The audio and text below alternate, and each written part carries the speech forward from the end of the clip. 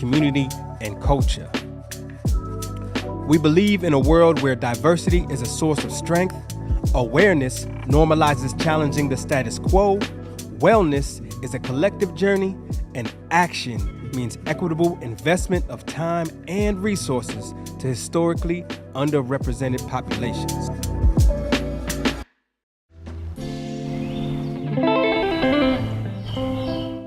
You know, when I moved to Austin, the saying was, keep Austin weird. But there's nothing weird about displacing an entire community of people. My dad's born in 1959. He was in the house since he was 4 years old. The house is no longer in the family. We don't own it anymore.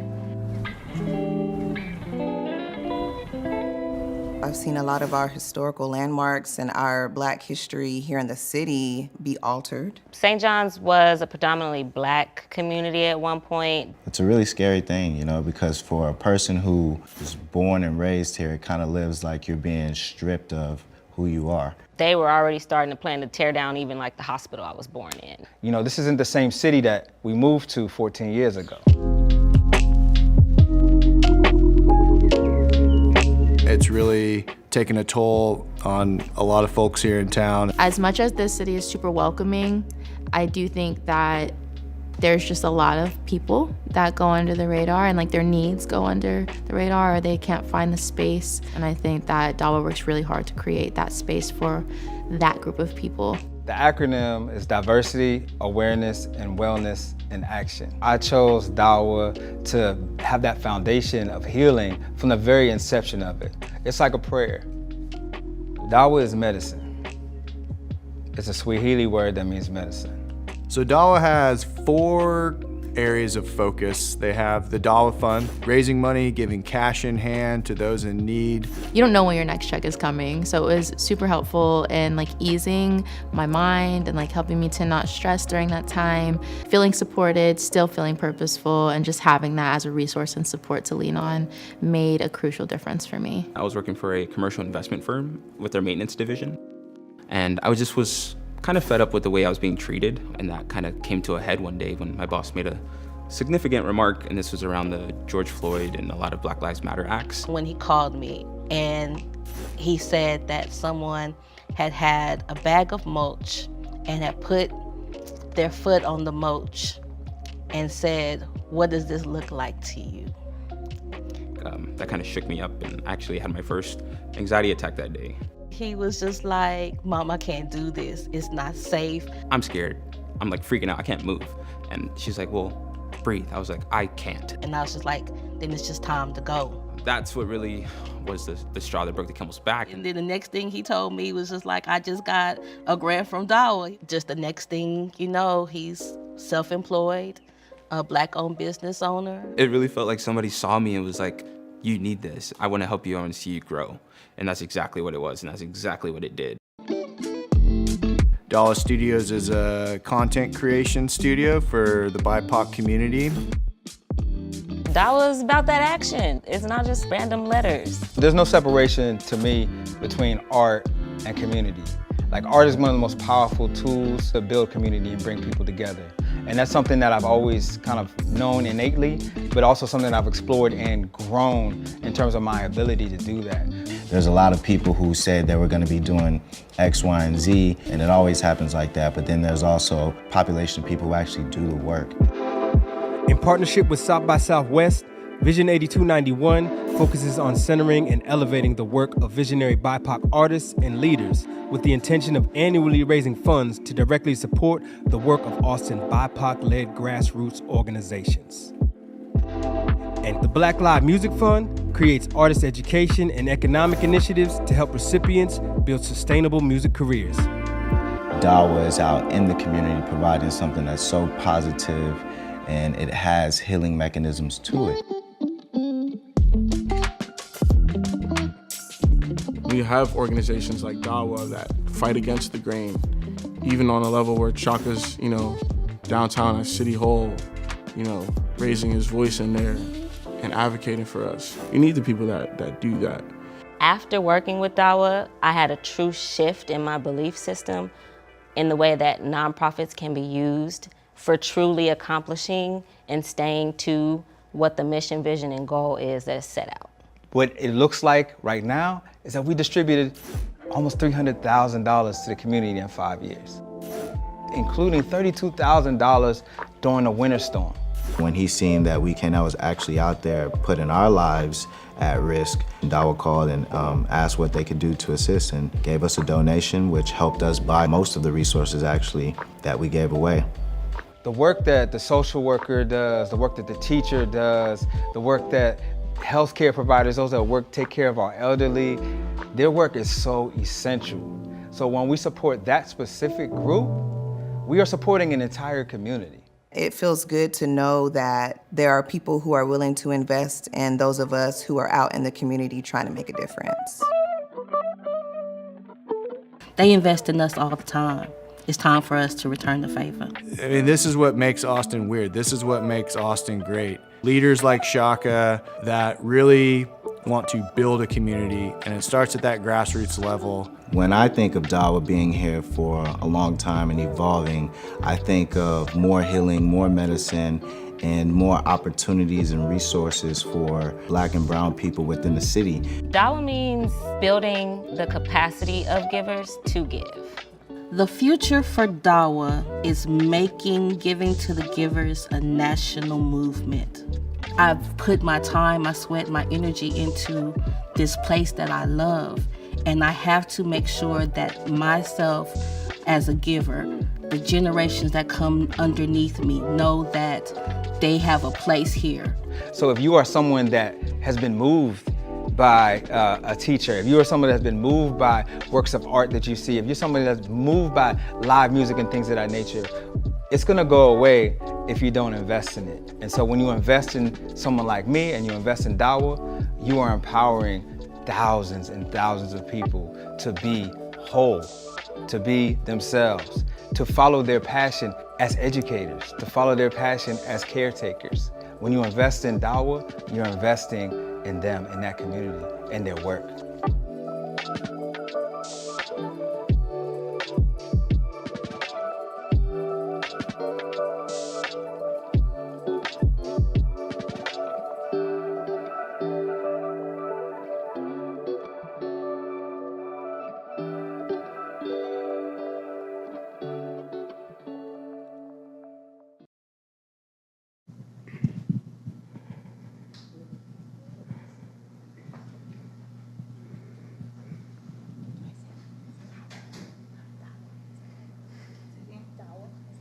DAWA, yeah. Okay, we're rolling. 3. Welcome everybody, my name is Mando Rayo. I'm the, first of all, I'm a child of an immigrant, and immigration has impacted me directly, indirectly, around my community, every day. I'm also the host of the Tacos of Texas podcast on KT NPR, and you know, I think whether you think about how federal legislation impacts local communities, I mean, we're seeing it, we're seeing the reality of those things, right? Children are being scared to go to school, you know, employees in restaurants, in taquerias, in taco trucks, they are, you know, they don't know what to do. And so, so we're here to have a discussion around how national policy, immigration policy is impacting our local community here in Austin, Texas. And so with that, I want to introduce our guests today. We have Natalia and Valentin. I'll allow them to introduce themselves, but tell us, you know, your organization, your role, but and what are you kind of seeing right now? I mean, we're only a few months into 2025, and so what are you seeing out there? I'm Natalia Drelickman. I'm the co-director of programs and operations at American Gateways. I am an attorney. I started out as a VAWA attorney, so working with survivors of domestic violence and sexual assault in 2009, and I've been doing that work ever since. American Gateways has been in the community since 1987, responding to the Central American crisis in the 80s. We started out as a group of volunteers, and since then we've grown. We have 3 offices serving over 23 counties, 3 detention centers, And we also have a pro se immigration help desk, which means we assist individuals who don't have attorneys in immigration court in San Antonio. So we have a broad reach with 3 offices. Our main office is in Austin. And our mission is to support immigrants, advocate for immigrants in Central Texas by providing free to low cost immigration services, mostly free. Most of our work is no cost, which I think is a huge asset to the community right now in particular, making sure they understand how to navigate the process. In addition to providing education and outreach out in the community, so presentations like this. Yesterday I had a presentation with Creative Action, which is an amazing arts-based organization here in Austin. And additionally, we work with the community. We have a citizenship clinic coming up. I believe it's on April 12th. And so we kind of are trying to do what we can to support folks right now. And then I guess to answer the second question about what sort of shift we're seeing. Right. I mean, it's just been, I think the whole time we've been like, wow. I was an attorney and during the first Trump administration. And so I was the legal director at that time. And the impact, obviously, on our organization as a whole in terms of just burnout was tremendous. And so now I'm seeing that this administration is very deliberate in terms of the racist tactics that they're taking and the unjust policies, the inhumane policies that they're implementing week after week, detaining folks left and right, creating fear in the community. That is their ultimate goal, and they're succeeding. And so we're definitely seeing our clients, the first week of office, I had 45 voicemails from my clients, all of them wondering whether or not their benefits would be canceled. And, that's a huge tragedy. I'm sad that we're here at this time. Mm-hmm. Thank you for sharing that, Valentin. Thank you, Natalia. That was a great introduction to American Gateways. My name is Valentin Padilla. I use he, him, his pronouns. I am a legal caseworker at American Gateways. I have been in the immigration field for about 5 years already as a assistant role. And I joined American Gateways 3 years ago to take more of a nonprofit approach. I so far have loved working at the organization and get inspired every single day by what we do. Definitely since the beginning of the year, things, took a turn. Definitely, it went from, let's take it month by month to week by week to day by day to hour to hour. So like Natalia mentioned, just calls from clients and, just having, I sometimes end up finding out things through our clients just because of how quickly things are changing, how quickly news are breaking. So. Mm-hmm. Yeah, and I've seen that a lot in the communities around the expansion of ICE and raids, and the really kind of the lie that they're going after criminals when really how are you going after criminals in an elementary school, right? I was just at an elementary school yesterday, and they were sharing that children are scared of the police because they're coming to their homes, they're separating them all over again, right? We've already been here once. And, they're taking, whether it's the parents or the uncle or what have you, all of a sudden you have that separation that's happening, and that causes trauma. And so let's talk a little bit about maybe what you're hearing out there in regards to how is it literally impacting, families? Excellent question. So I think I can speak to my experience and the working with the folks that I work with. I think it's creating just paralysis. I think I think as an immigration practitioner, as an attorney whose role it is to interpret the law, to be able to, for my clients, to help them navigate the law, I find myself sometimes at a loss for words as to how to help an individual through a situation where it's unknown. There's so many unknowns. Mm-hmm. Whereas before I could say, yes, there are things that are unknown, but we know this is a constant, right? I feel like the constants have changed, and the attitude has changed. I could say, you can go to an ICE check-in, which is an appointment that you have to make sure you're complying with your immigration court order. and not fear getting detained as long as you have reported your address, as long as you are, avoiding problems with the police, you'll be fine. But now immigration practitioners across the country are we have to go now with all of our clients, regardless of the situation, because folks are getting detained. They're sending whole entire family units, including U.S. citizens, home to their home countries, even though home is here for many of them, right? So clients who've been here since the early 2000s, and they're needing to show up, afraid to go to comply with their appointments that they've been doing sometimes for decades, because of a particular court order that they might have had as a result of an immigration decision. And now they have to decide whether or not they should do that, whether or not their children are going to stay behind in the U.S. because they're citizens and they go to a country that they don't recognize anymore.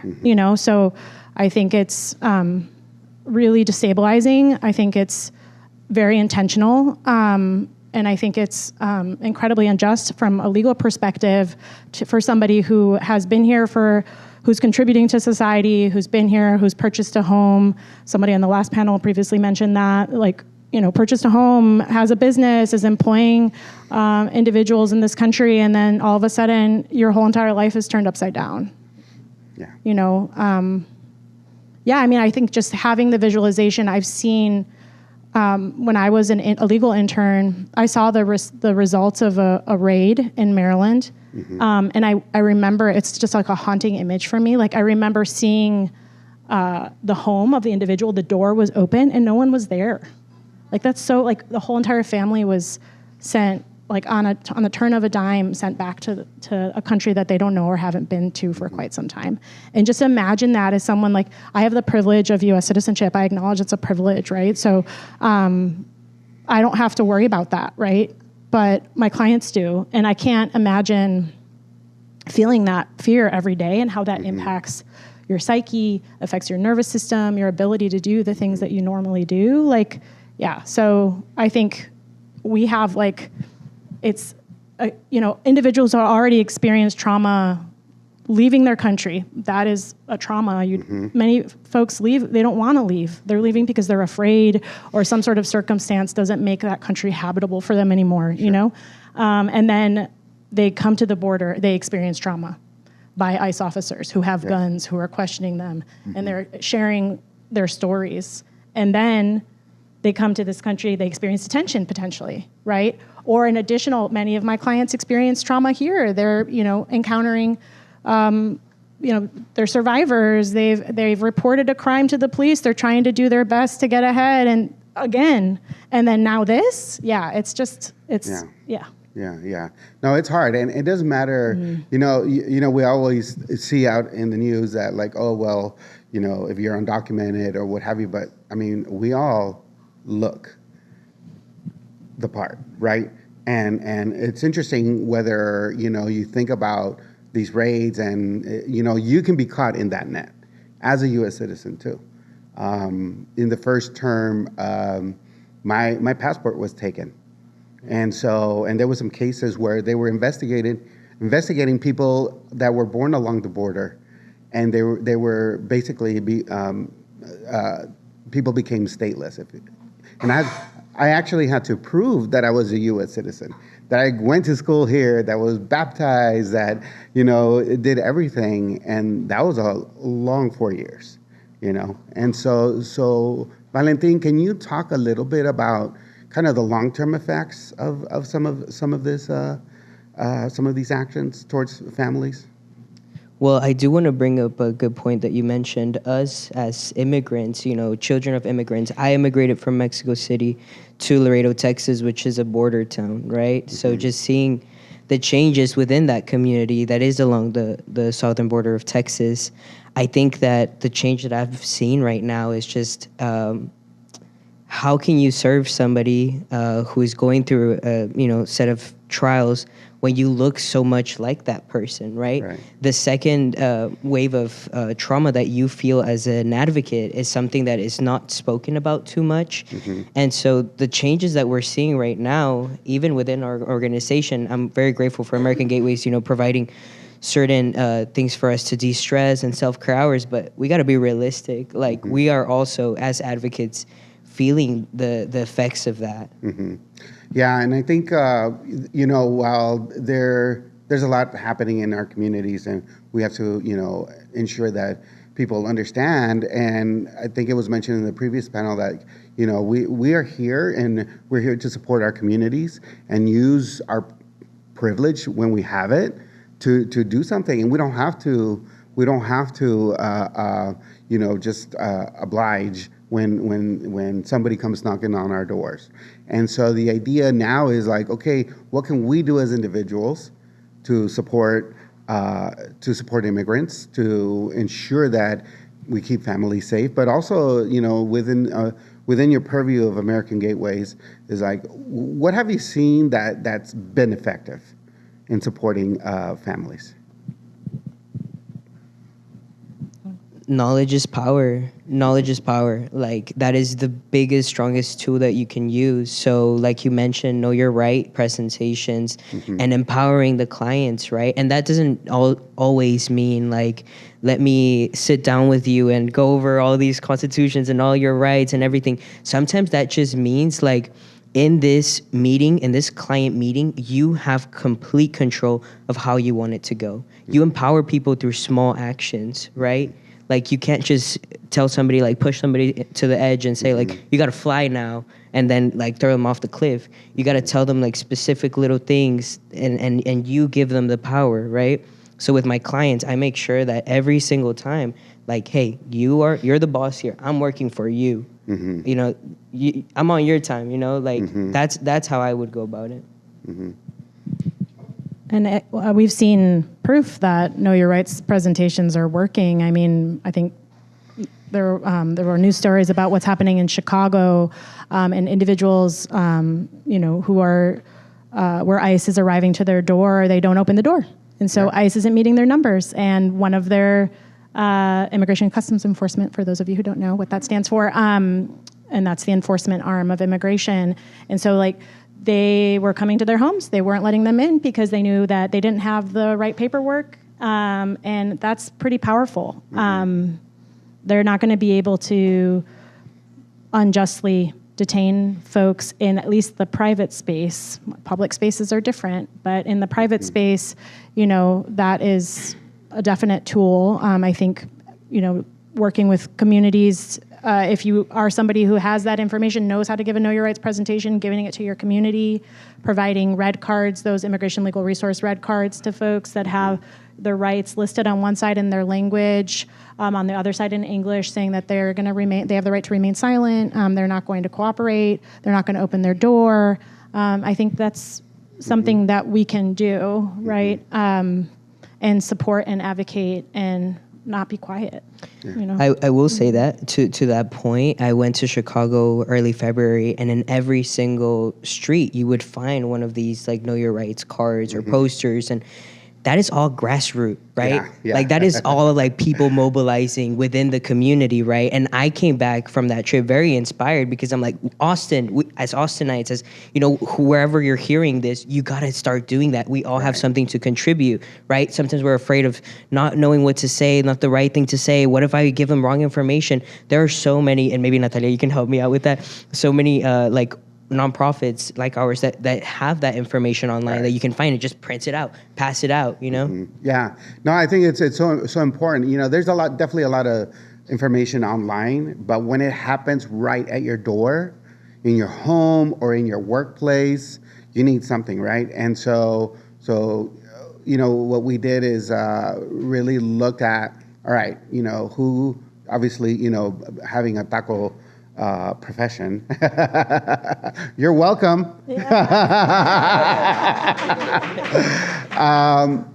Who cooks our food, right? Who cultivates the food too, whether it's a taqueria or a fancy Italian restaurant. There's going to be There's say what? Yeah, exactly. That's part of the conversation. And when you think about that, it's like when it happens to you, you don't know what to do. Like even like us, right? And like if somebody were come knocking down that door, what can we do? And it's if you have something, it's a grassroots effort, right? So it's like, hey, if I have something, and so we have a Know Your Rights for taqueros, taqueras, and restaurant workers that we're passing out for free to make sure everybody gets one, and take it to your favorite taqueria. Because, it's not enough that we go out there and support and take a nice little like photo or reel, whatever, of your favorite taqueria. You have to support the people behind them, right? And so with this, and I think a lot of the movimiento that's online, you have seen just people just raising up their cameras, right? And advocating and capturing what's happening. Do you think there's a shift happening in regards to like people's perception around immigration and what's happening? I think in terms of folks who are allies for immigrant communities, yes. Like I definitely think, Trump 1.0, I guess I'll just refer to it that way. So the first time we formed a coalition called Texas Here to Stay in Austin, and that coalition has reformed and it's always been in existence, but it was a little bit quieter. And I think now more folks are coming together. I'm meeting people that I hadn't met before who have been in this work. Who are allies, and I think like religious institutions are coming together, organizers are coming together. I think it's definitely a shift of. I think on the last panel, someone had mentioned feeling hopeful about the amount of collaboration, and I do think that continues. I want it to grow. I want folks to not disengage. I think it's really hard when you're feeling stressed. We all are, the brain has different modes when you're under stress. And so some folks go into shutdown mode. And I definitely think that that's real for a lot of folks. And I get that. But I think, when I'm reminding myself when I'm like, I can't hear the news anymore, I need to hear the news. I need to know what's happening. I need to know what's going on because it doesn't mean I don't deserve a break and a breath and, a vacation, but I think it's important for us to realize that our civil liberties are being taken away from us, and not just for immigrants, but for many folks. And, I think it's going to continue if we don't say enough, basta, this is too much. And this happened. People rose up under the first administration, and I hope to see it continuing under this administration as well, because I think that we have our voices. That's what we have. We have each other to support one another. So, yeah. I don't know if that answers your question. No, that's good. No, I think part of that process is like, okay, what can we do as individuals? But also, when you think about policy and legislators and city council folks and county folks, like, what do they need to do?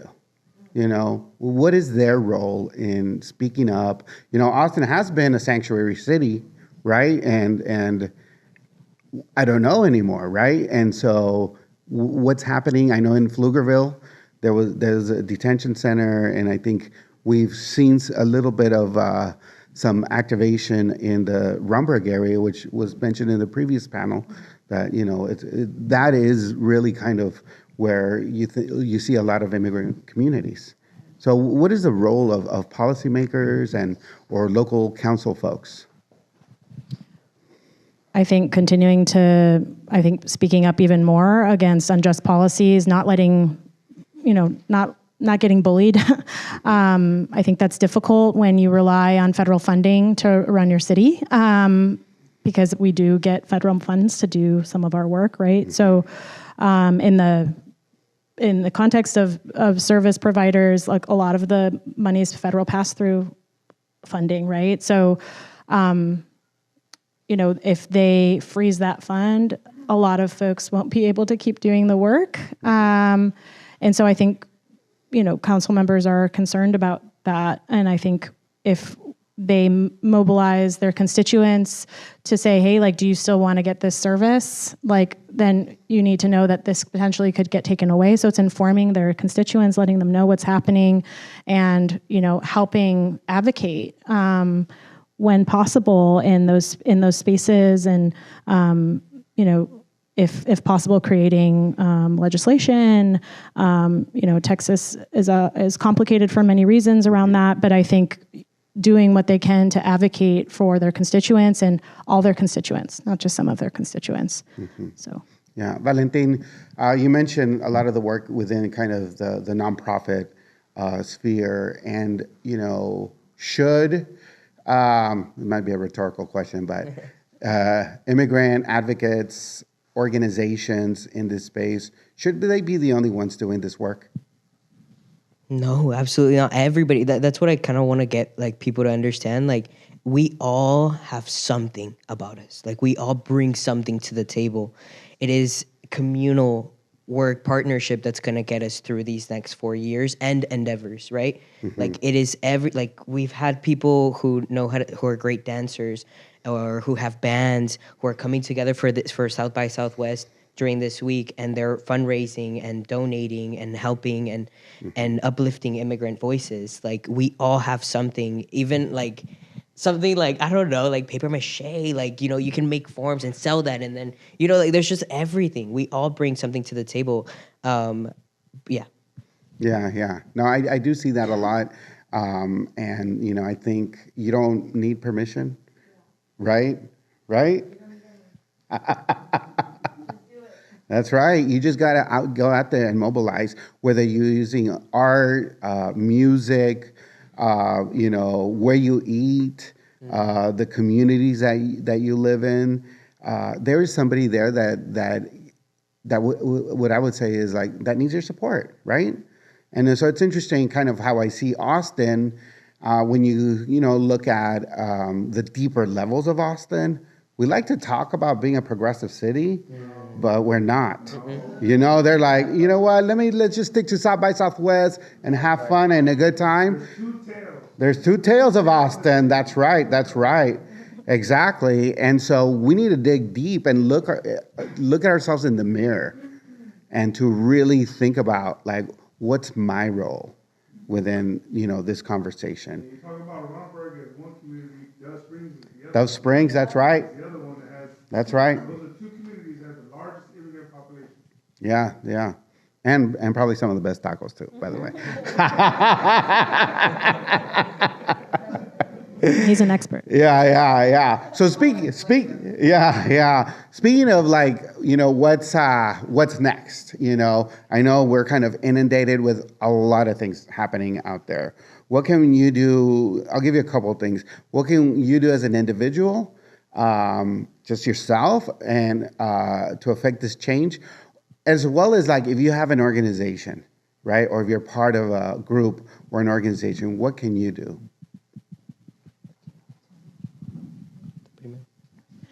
I think you can volunteer for community organizations. You can learn who is your next door neighbor, meaning like nonprofit organizations that are serving your community. If you have the ability to donate. If you can't donate money, donate time. I think that those are things that really help. Like, we have, for example, we collaborate with the AFL-CIO to do naturalization clinics, and that we help over 60 folks become citizens. That is a huge opportunity that we need volunteers to help with that. That's one example. If you speak another language and enjoy translating, we need translators. It's just for American Gateways specifically. The Texas Here to Stay Coalition, and I know San Antonio stands as well. It's another coalition in San Antonio. We are doing consultation clinics for the community to make sure people know what they could potentially be eligible for, and we need volunteers to help with that as well. I think just learning what's happening in your community, learning who is a part of your community, and having conversations, because I think why we're here is people don't talk anymore. I've just noticed a change and a shift, and people are afraid to talk to one another. And I think that's, I'm I'm in my 40s, and I've definitely seen a transition, a change, and that how people interact is different because of these little boxes that we carry around, I think, as well. So I think, having conversation is so important, and volunteering and, supporting, being an ally for the community. Yeah. You talk about building community, right? And I think we're all doing that, like us being in this space, we're doing that. How can we better hold our own people accountable for taking action and being responsible in La Comunidad? Because I'm born and raised here in Des Springs with, I know Ricardo, and it's just like, we met when I started doing voter registration in Des Springs, because I didn't see, there's 5 different Latino organizations doing voting rights, and I saw none of them off Pleasant Valley. None. So I ponte las pilas, I got my little backpack and my clipboard, and there I went. And that's where I started, but my thing is it's like not all skin folk are kinfolk, right? Yeah. And so how do we better hold our people accountable? I think you kind of answered it, but maybe you can a little bit more. Yeah. So the. I'm going to add to her, because in Austin in particularly, there's always been a focus on the central East Austin. Yeah. Right. Yeah. But the northeast or the southeast has not been supported like it should be. That's right. So Yeah. that's why I created my group, because I Yeah. wanted to make sure there was a group that focused on southeast Austin. Right. Yeah. Yeah. So how can we get our gente involved? Right. Is the question, and I would say. People more political, who have political power, like Ala, right? Like Sure. We love Paul. We know Paul, but better Hispanic Chamber of Commerce, Austin, and NAACP. Like, what do we have? Those people. Yeah. No, I know. I would say, like, call them in and call them out. Who's not showing up, right? And so, but. I'm gonna give kudos to Mondo, because Mondo's met with me and got tacos in Des Springs. Paul has met with me, and Abla got tacos in Des Springs. So Yeah. I gotta give kudos to, but it's hard to get. Yeah. And the movimiento starts with relationships. One person, over tacos or whatever, hamburgers, whatever you like. Pero the relationship starts one-on-one. And we can build trust that way, then we can move communities. But yeah, go ahead, Valentin. I think you're touching on a big point, calling people in, because I feel like right now, even myself included, and I mean, maybe 5 years isn't that long of a time, but I feel like, when I look back, I'm like, oh, wow, 5 años de hacer esto. Sí traigo algo a la conversación. Sí. But sometimes I'm like, man, I don't know if I want to step there, because I don't know if I'm going to say the wrong thing or if I'm this. Like right now, we got to look at the bigger picture. We got to do it with love. We got to look at the bigger picture and just say, hey, like we might have disagreement on this little thing, but the overall picture, we're on the same page. So, hey, what if, we start conversing, we start talking to each other, and then we can go together to call more people in. Yeah. I agree completely. I think letting people know, this is what's happening, informing folks that this is what is happening. You could start with a newsletter. We have a neighborhood newsletter. I don't know if Dove Springs has a neighborhood newsletter, but that's a way to let folks know, hey, this is happening in our community. Like, this is an event that's happening. Help facilitate people getting there. I mean, people work. Sometimes people work more than one job. Sure. So, so it's like hard to get folks to a place, but if you can get, start with 10 and then maybe that'll turn to 20. And, I think just letting folks know what's happening, because I think we get so distracted because the news is very busy right now, right? And so knowing what's relevant to your community is so important, and I think very motivating, because it's in your backyard, right? So I think starting with that and then building on it, right? Making sure folks know, who their representatives are, if they're able to vote, when those elections are happening, because I think people feel disengaged because, like what Valentina is saying, like maybe they don't think that they matter. And maybe they don't think that they have a voice. And I think a lot of this kind of stuff that's happening right now and has happened over, I mean, this is a repeat of history, right? That's happening over and over again to different communities, right? So it's just right now it's the immigrant community, you know? So yeah. And I think part of the process is going out and building those relationships, and know that you do have a voice, because your voice does matter. And you don't necessarily have to fit in within a box or within a structured system, which is broken, to be honest. We need to go out there people to people, not, you don't have to be part of an organization to do, or ask permission. You can go out there and do it yourself. Y la otra parte que iba a decir bien rápido. Sí. If you have the power, and the privilege of voting, that's the best way you can call somebody out, right? Like, I'm not re-electing you for this position because you've let us down. So if you have the privilege to vote, definitely use it to make a statement, right? Like, you're not representing all of our community, so we're gonna vote for someone else. We're gonna use the power of vote. That's right. Yeah. I just wanted to point out one of the main things that I noticed. I mean, we're all galvanized. We're all very interested in making things happen, but it's a way to get all these groups, like all these different groups that are trying to do the same thing, maybe like have a potluck or a party or a gathering. Start with joy, so that we have the fuel and the energy to do the important work. You can't go straight to the work, because then we're going to all burn out. Yeah, everybody's going to burn out. This is speaking as a massage therapist. I just want to say, Okay. I want to see us keep this up. And we keep up this pace. Right. We're this tired 2 months in. Yeah, we have to think about this as a journey, as a marathon, and allow yourself the grace to make mistakes, and for your own personal healing and health, as well as your communities, right?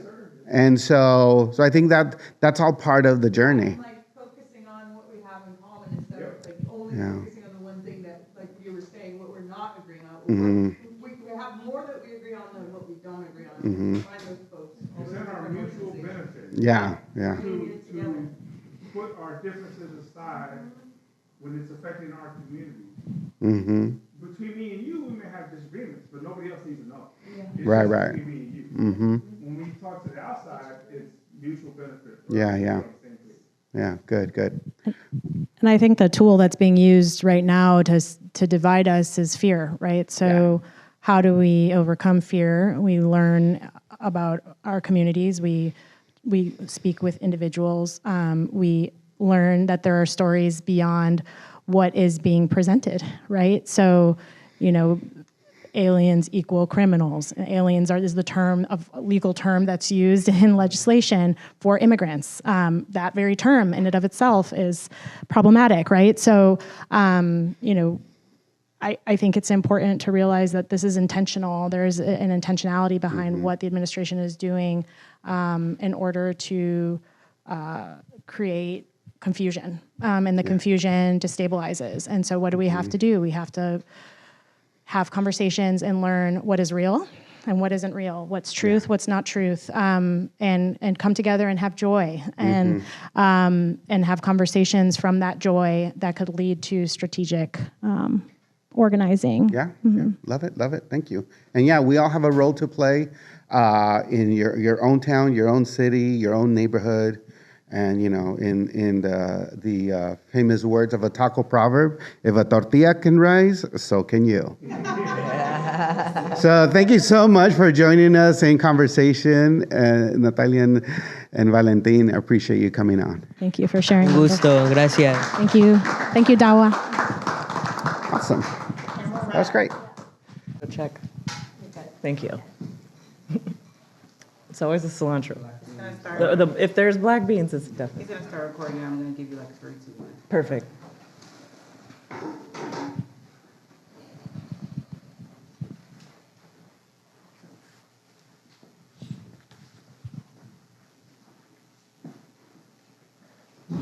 Good afternoon and welcome, South by Southwest. We are excited to be here in DAWA Studios. I'm Carmen Llanes. I'm your host today for an intriguing conversation about immigration, how we got here, and ultimately that we've been here. We are here to root ourselves in a little bit of history, talk a little bit about some experience here. We have a group of panelists with different perspectives in the Austin area, and you're going to hear from a couple of different panelists that take us through how we got where we are, what we're seeing today, and what communities are doing about it. So without further ado, I want to introduce our panelists, or actually allow them to introduce themselves. And we'll start with Daniela Silva right here to my side. What's up, y'all? My name's Daniela Silva. My pronouns are she, they, ella, ella. I'm the Austin Policy Coordinator at Workers Defense Action Fund. Go ahead. Hey, I'm Noe Elias. I am a teacher in Austin ISD. I also am Housing Justice Director at Poder. And Poder stands for People Organized in Defense of Earth and Her Resources. Yes. Thank you for being here. And Remy.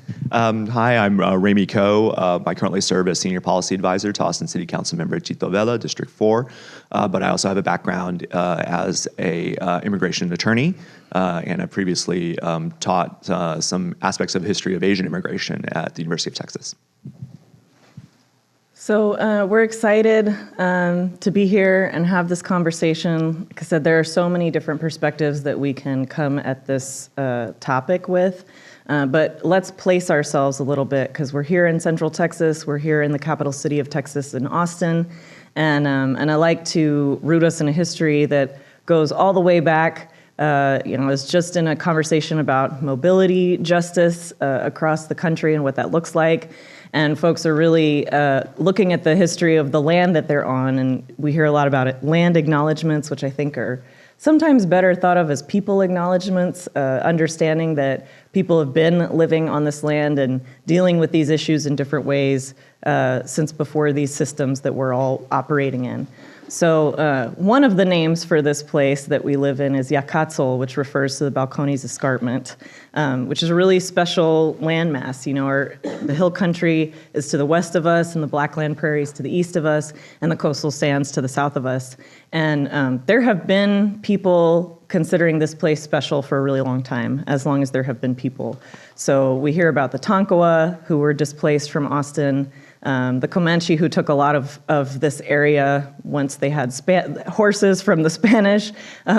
Before that, you can find records of all of the beautiful water features of this area referenced by the Coahuilteca and the many families and tribes that have succeeded them. You hear about the Caddo people. There are many people that have called this place home and called this place special since there have been people in Central Texas. So I think it's important that we root ourselves in that. Some of us are descended from people from this area, from this continent, and also I think most of us probably come from a mix of people who have moved around the world at different times in our history. So that's part of what roots us here. And I think, before we even get into the conversation of how we're seeing the history play into what we're experiencing today, and maybe busting some of the myths that exist around immigration, it's important to remember the history of immigration even in this place we are, in this state. And to remember that, for example, some of my people who originated in the state of what's now the state of Coahuila was actually one state of Coahuila and Texas in Mexico at one time. So the border did cross us, and then some of us crossed the border again. And for people from other parts of the world where borders have changed a lot, that concept is maybe has a little more context than here. But we have to remember that the lines have changed, and that has made some people immigrants in their own land, right? Not to mention people with native roots here dealing with the consequences of nation states forming where they are. And part of that history also, before we go into the conversation, especially because we're here in DAWA and we talk about different cultures overlapping, it's important that we understand that much of the reason Texas became the United States was because of the abolition of slavery in Mexico that preceded the Mexican-American War and the taking of Texas.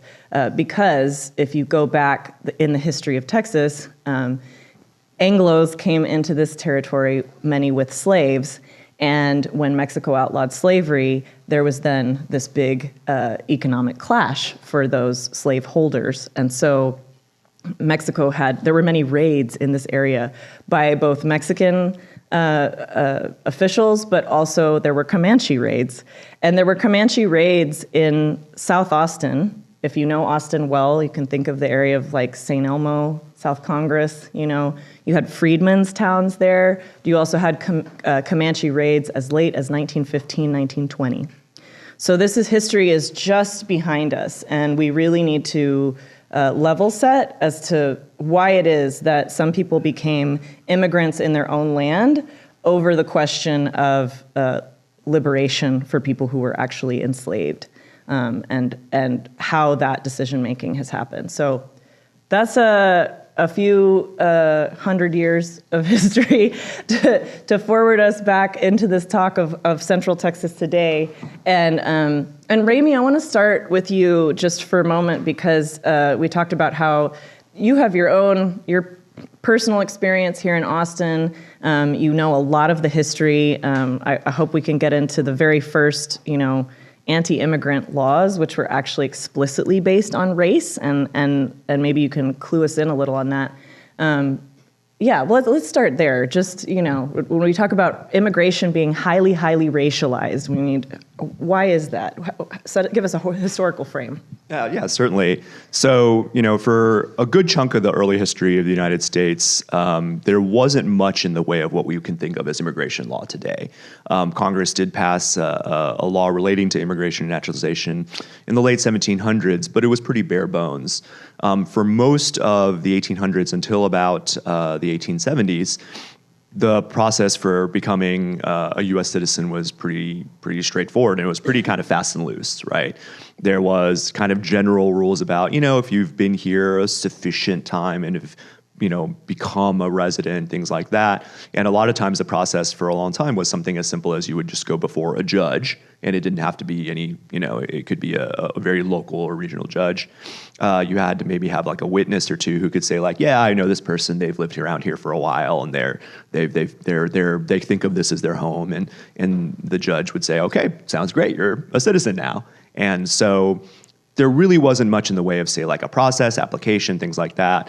And, it's funny when we talk about open borders is that, in fact, that was the de facto situation for a big chunk of U.S. history, right? There was pretty much free movement across the borders with Mexico, with Canada, and it wasn't something that people thought of as necessarily unusual. And there wasn't necessarily a sense of like, we have to like control this, right?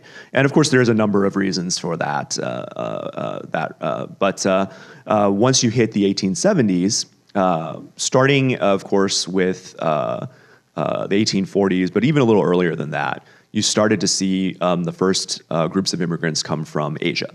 And in particular, you had Chinese coming, taking advantage of the job opportunities because of the gold rush, because of the railroads, so basically becoming labor. But then also a lot of folks working in farming as well. So you had some early folks from South Asia, the Sikh community, coming over to California in the 1800s to do farming. You had Japanese coming to do farming. A lot of times folks coming from parts of Asia where it was very difficult to own your own land or have access to your own land. And so the US at the time offered a lot of that opportunity and a lot of that labor. And of course, there was a lot of exploitation that happened as well, right? There was a lot of companies that arose to sort of entice people to come over from Asia, promising, streets paved with gold and things like that. Like the name of San Francisco in Chinese is literally Old Gold Mountain. It was the gold mountain that you would come. And then when they came, frankly, not unlike today with some of the people, the traffickers, the coyotes and other folks, the snakeheads, as we call them in the Chinese community, were exploited. You would come over and they say, okay, now you're basically an indentured servant or a serf in this plantation or whatever, and you're going to have to work for 20, 30 years to work that off and pay us back. And a lot of these folks were trying to send money back home to very poor family members and such. And so this source of labor also started to become perceived as a threat by Americans who saw these folks coming in and working. And so there was a lot of pressure. A lot of it started in California, where a lot of folks were coming in. And eventually that led to the passage of the Chinese Exclusion Act in the 1870s. And the Chinese Exclusion Act is regarded by many as one of the very first sort of formal immigration statutes in terms of federal law. As I said, there were some laws that existed before then, but they were pretty broad, pretty general. The Chinese Exclusion Act was very specific, and it was an explicitly racially based law. It said that essentially Chinese people, except for extremely limited circumstances, were not permitted to enter the United States. If they did, they weren't allowed to become citizens. They were not allowed to have access to all sorts of benefits of being, considered an American. And that law was quickly followed in the next several decades by laws that essentially banned immigration from Japan, Korea, South Asia, most of what we think of as the countries of origins for Asian Americans today. And tell us, Ramy, give us a little tidbit of how that even feeds into the impetus of the creation of border control. So a lot of folks don't realize that because there was actually a fairly open allowance of movement for Mexican citizens, that the U.S. Border Patrol was created initially to stop Chinese from coming over the Mexican border to enter the United States. In fact, the early nickname for the U.S. Border Patrol was the Chinese Catchers. And there was a lot of attempts for Chinese who were finding it difficult to come in other ways, for example, by directly coming in on boats to San Francisco. That was kind of getting foreclosed. And then they would attempt to enter through Mexico. There was some very small allowance where basically if you were a descendant or a relative of one of the very small number of people who managed to become U.S. citizens prior to the Chinese Exclusion Act passing, you could come through by showing proof. And so we all know, almost everybody's heard of Ellis Island, but very few of us know about Angel Island. And Angel Island was an island that was on the West Coast near San Francisco that was, quote, was a kind of a processing center. But unlike Ellis Island, which was very much geared towards the idea of welcoming people or giving people a way to enter, Angel Island was essentially a prison. It was essentially a place to say, okay, if you're Chinese and you're coming in, we're going to assume that you are probably committing fraud. We're going to throw you in a cell, and we're going to keep you there until you either decide to go back home or you can somehow prove that you were a descendant of a U.S. citizen. And you can actually go visit Angel Island today. It's now a historic site.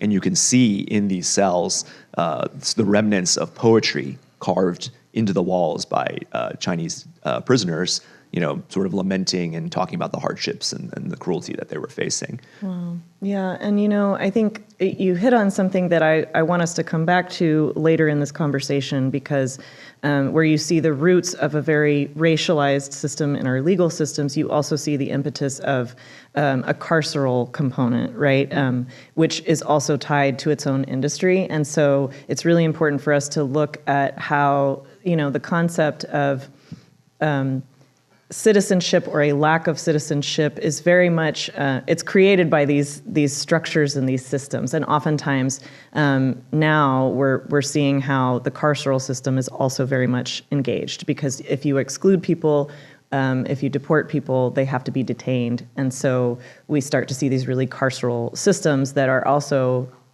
part of a financial system as well, right? Yeah. So thank you so much for a little of that history. And I'll move to Noe. First, Noe, I'd love for you to share a little bit. You, like me, we're born and raised here in Austin. No, you're not. You can't, okay, that's right. You yourself, tell your own story. Okay, so I'm the Austinite here. I'll stop projecting. Noe, tell us your story. All right, so yeah, I'm Noe Elias. I was born in Mexico. We came to Austin, to the United States, settled in Austin, actually settled in Montopolis in 1991. I was 8 years old. Some of our family members had come before, 70s and the 80s. Our family made it here, reached them in 1991. My family was undocumented. I was undocumented for 20 years. So I went through, elementary school, middle school, high school, college, got my master's, all undocumented. Wow. So I didn't get my green card until, after I graduated from grad school. Yep. Wow, and you mentioned that a lot of your family came in different decades. Yes. So the pathway looked different for them. Definitely, yes. So when we came, we already had family members here. And a lot of them had green cards because of the 1986 amnesty by Ronald Reagan. And so a lot of them were able to take advantage of that. And so they were able to help us as other families did the same thing. They helped other family members come.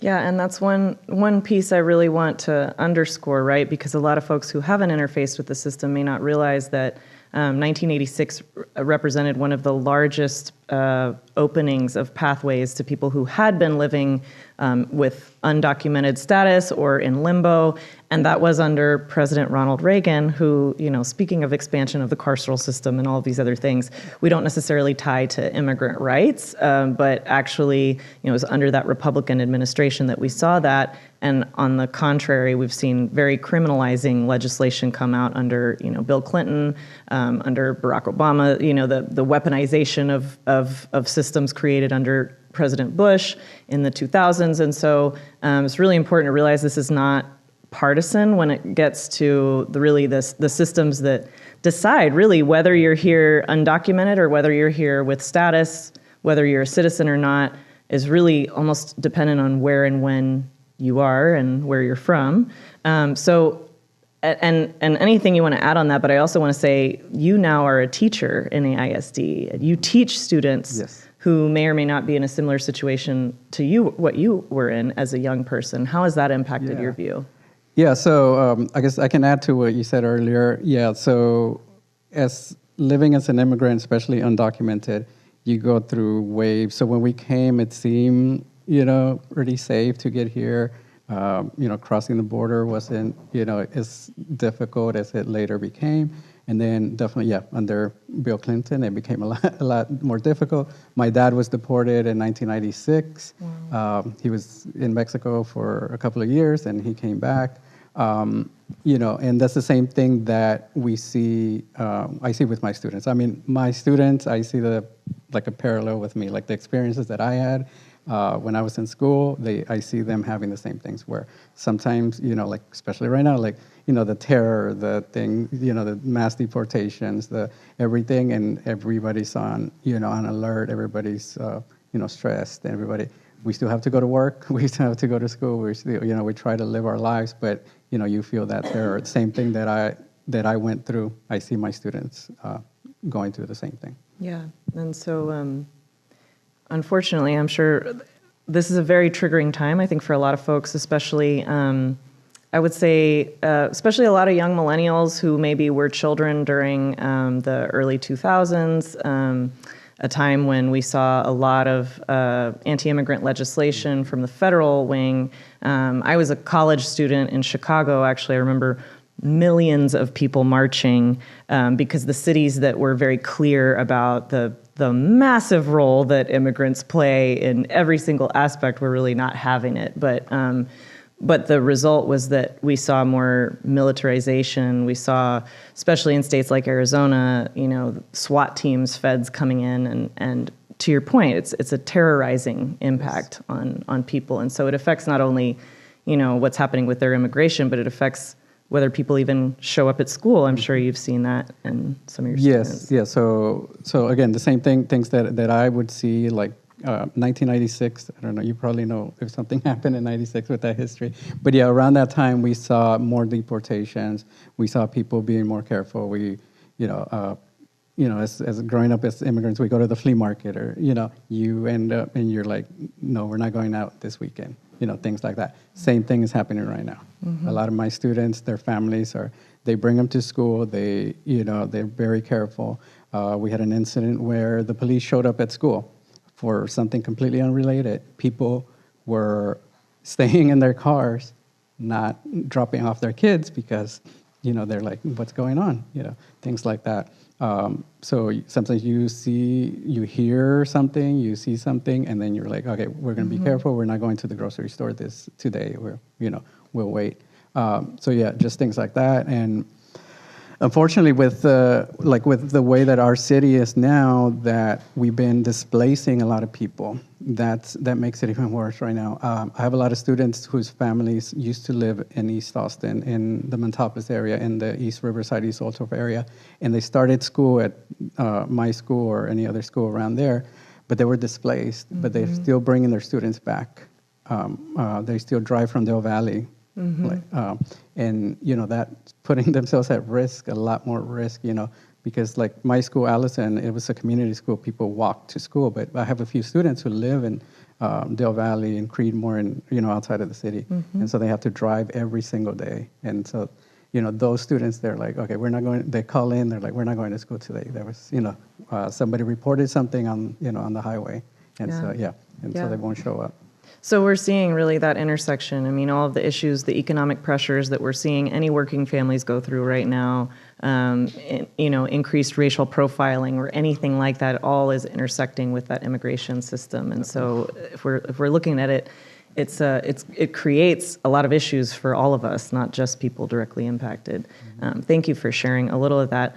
Daniela, I know you wanted to touch on we've touched on a couple of the myths, maybe that people might think this is a red or a blue issue, or they might think, people a long time ago came over the right way, which Ramy kind of helped to clarify that the way has changed constantly. What are some of the other myths that you're hearing, not just in the social media or national rhetoric, but even right here in Austin that you want to correct?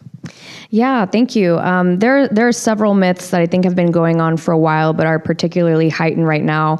One of them is that immigrants are criminals, that they commit crime at higher rates than documented people, that they're more violent than citizens and documented people. And if you look at the numbers, it's simply not true. Immigrants commit crimes at much lower rates than citizens and documented people. I think that another myth people assume is the majority of immigrants come here because America's the greatest country in the world, and who wouldn't want to come here because of all of the opportunities. And for many people, that is true, right? They might want to come for higher education or just live in a different place. But by and large, really terrible American foreign policy has destabilized countries across the world, creating economic situations where people can't find jobs, creating destabilized political situations where people are at risk of being killed or putting in kind of indentured servitude in their home countries. There's such a variety of reasons that people come to the United States, but they come because they just want a peaceful life. They want the same life as every single person in this room. They just want to be able to have their home, have stability, have their family, work a job, feel like they're part of a community, feel like they're contributing to their community. You can stop any immigrant on the street, and I can just about guarantee you they're going to share a very similar story. And so people are here because a lot had to be. Like, no one really wants to leave their home. They don't want to leave their community, the language that they know, the music, the dance, the food that they know. It's a really, really hard thing. And so folks are not coming here to just go commit crimes rampantly. It's just factually untrue. Another myth that I wanted to touch upon was that immigrants are a drain on the economy, because people think immigrants, they're using all of our social programs. They are, not paying their taxes, when by and large, if you are not documented, you don't have access to SNAP. You don't have access to a lot of these social programs that people who are citizens, and statistically it's largely white rural Americans who are using these programs. Immigrants don't have access to them, especially if they're undocumented. And if you're buying stuff at the store, you're paying sales tax. Depending on what state you live in, if you're earning income, you are paying income tax.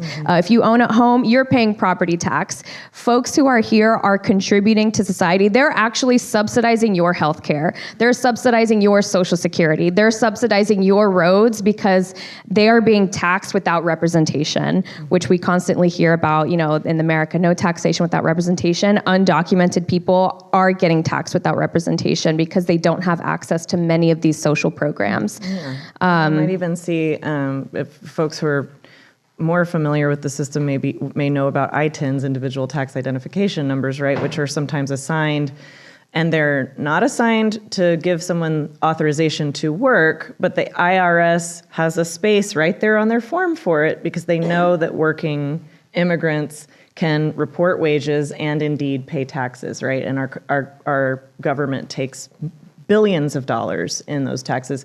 Not to mention, if they're using someone else's social security number, sure, it's, ID, it's technically somebody else's information, so it's illegal, but they're paying into that account, right? They're not actually taking funds, but paying in.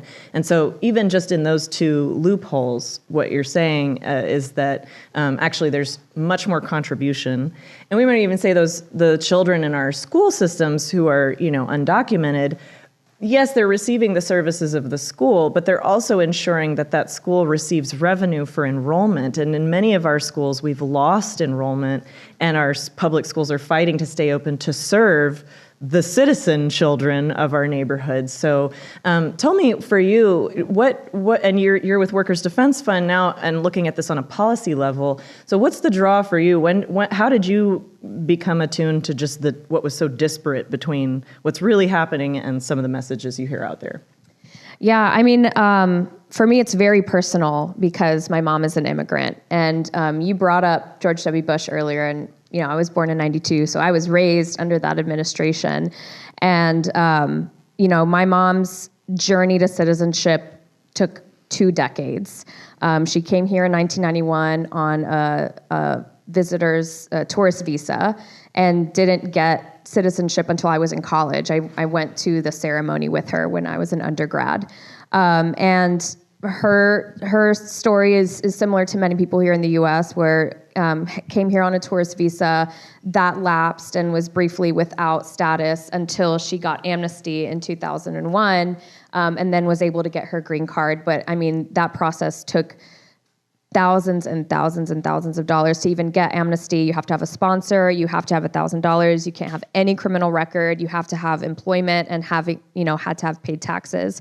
But during not only that brief time where there was no status, but even when she had a green card, she was very just wanting to make sure that we were doing everything by the book. And I've always been kind of a shithead, even since I was little.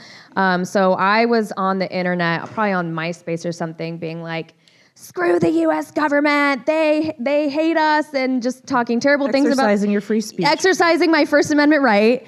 And she was like, will you stop that? They're going to deport me. Like, they create, they're watching, they're surveilling us, and like, they're going to come knock on the door, and you're going to be like without a parent if you don't stop doing that. And that was the first moment that I realized, like, oh, I am not, like the kids at my school. Like, our family is at a much higher risk for just, using the same rights that everyone else has.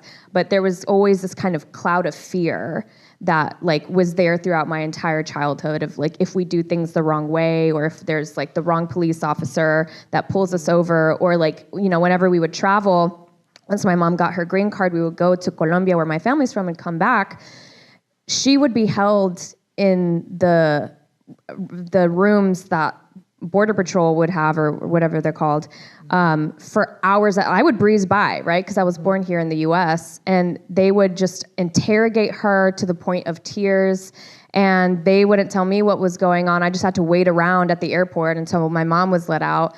And I just saw, like, in that moment, I'm seeing how they're treating me, a very white-presenting person with no accent, who has a passport, compared to my mom, who is not as white-presenting, who has an accent, who, had to eat a visa or whatever. And I was like, oh, there's that difference in how people are being treated.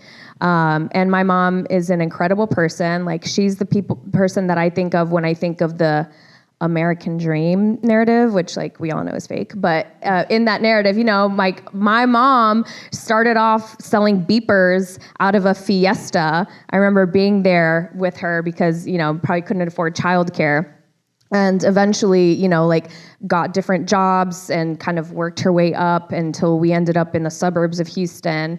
And I had the privilege of being raised in a very like multi-racial, multi-ethnic community. But yeah, we ended up in the middle class because of all of her hard work. Like, her story is the same as so many people that I know. Like, people just come here because they, again, want to do right by their family.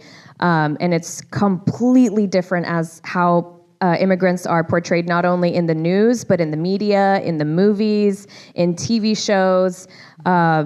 And now we're just seeing it reflected even in dining room tables where people's families are consuming and believing this propaganda. That's simply not true. Like, they clearly have never spoken to an immigrant in their life if they think that any of this is true. Yeah, and I think just what you're saying probably resonates with a lot of marginalized communities, right? Who you could probably say, like, when you hear something really misunderstood, something hateful, something bigoted, you could just say this person probably doesn't have a lot of experience with fill in the blank. Is it an immigrant? Is it, somebody from any community they just don't know that we know has a history in this country of just the concept of citizenship or the rights that were supposedly guaranteed by the Constitution can so quickly be taken away. And I was married to a Colombian citizen for 10 years. I traveled. I experienced exactly what you're talking about. The room where folks are taken away, maybe it's 20 minutes, maybe it's 3 hours, maybe you have a name confused with somebody who's got a warrant, and all kinds of stuff. My abuelo. Every time.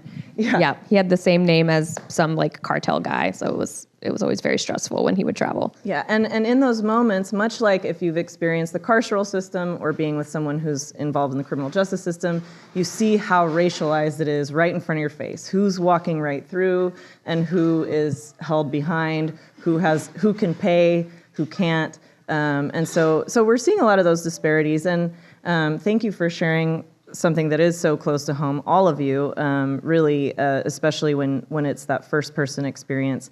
And Rami, I wanted to come back to you too, because your day job these days, you are looking at lots of different aspects